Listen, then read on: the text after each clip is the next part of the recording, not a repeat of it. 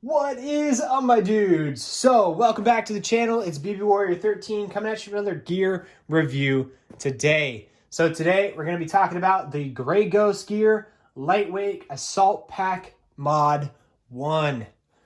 But before we go ahead and dive into this review, first things first, I'd like to thank you guys for stopping by the channel. And before we get started, this review would not be possible with all you subscribers out there. So, if you are not a subscriber, go ahead and pause this video real quick and take a moment and subscribe to my channel.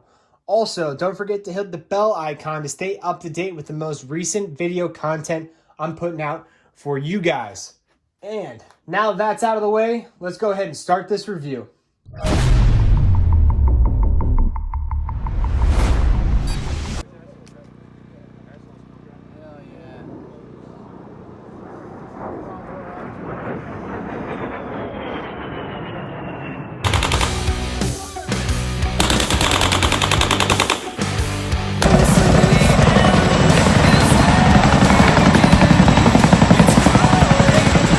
Alright, so first things first, let's get some basic information of this pack out of the way. So the main pocket is about 17 inches tall and about 9.5 inches wide and about 5.5 inches deep. So that's the main body of the bag. And then the front pocket, which is accessed here by these two front zippers, which I'll get to in a minute. It's about 14 inches tall, 8 inches wide, and about 2.5 inches deep. And then overall approximate size here for the bag is about 1,170 cubic inch bag. So it's roughly, it's a day, 24-hour pack. Maybe 48 hours if you want to push it. But for the most part, it's a decent assault pack for mission essential equipment to take to the objective, or range bag, office bag, whatever you wanted to use it for. But it's a very decent bag for those applications, and that's what I've used it as. So just like all my reviews, let's go ahead and start at the very top of the bag, and then we'll work our way down. So for the very first thing of the bag, it does have the ability to run a hydration system. So with that, dedication to run a hydration bladder, as you guys can see here, it has a retention hanger on the top for you to be able to hang your bladders in. And then you can just pull out my bladder here. Nothing fancy there. But you can run a hydration bladder here on the back with a Velcro closure, and then you can route the tube out the top of the pack itself, or possibly down here through the bottom channel and then route it somewhere else. And then it is obviously tall enough to put about a 2-liter hydration bladder in the back of this pack. So nothing too big, nothing too small, just enough water, I think, for a 24-hour duration. Now let's move on to the very top portion of the bag here.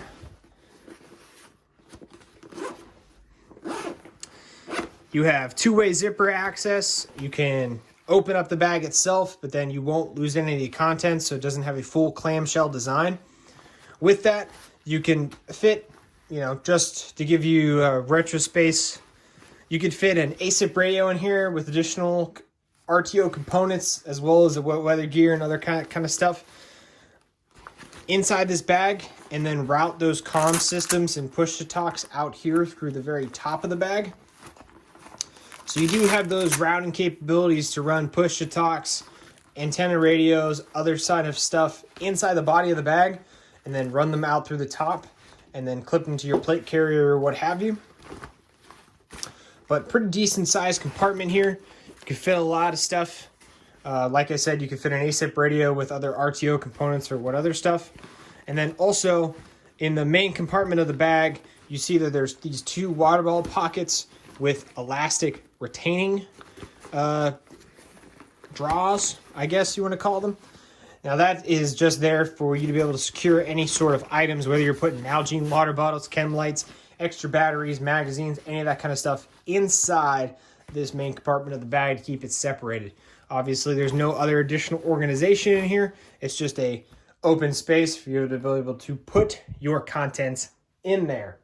Now with the front pocket, it is dual access from either side with a pass-through option of the bag. So say if you were going to use this as an everyday carry bag in a nondescript color or a multicam, you can run this as a carry option for an off-the-body carry for a handgun if you decided to do that, and run it kind of similar to like a sling bag where you have a Velcro holster in there. But let me get to the front pocket. Now with the front pocket, there is a loop field there on the inside that you can see. Now with that loop field, you can attach any assortment of magazine pouches, holsters, any kind of administrative things that you can basically fit and Velcro inside of this compartment for you to be able to access from any side of the bag, which I can find to be pretty convenient, as well as you can put documents and other that kind of stuff right there. The GRG reference sheets, because it's obviously big enough to fit full-size sheets of paper, mat boards, all that kind of stuff in there, which is nice. You know, you're on the objective, pull your bag off, flip it open, your mat board, and just start calling off X checks and other stuff like that. So that also is another option. And then up here on the very top, you have pattern match Velcro here. Obviously, it's large enough to be able to put any kind of name tapes, call signs, or any of that kind of stuff on there. So just to show you guys, I have just a simple patch up there on the top from the Just One project. Then on the front side of the bag here, you've got 3 columns of MOLLE, a 3x4 section of MOLLE. If you're to attach additional pouches, pockets, whatever you might like, as well as on each side of the bag, you guys can attach an additional 3x4 section of MOLLE webbing for you to be able to attach additional magazine pockets, IFAKs, additional administrative pockets, whatever you might need on the side of your bag to make it more efficient for you.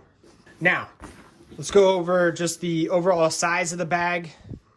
Like I said, it's about a little under 1,200 cubic inches of space, and it's about 9.5 inches to 10.5 inches wide. It's wide at its point, which fits perfectly in line with a plate.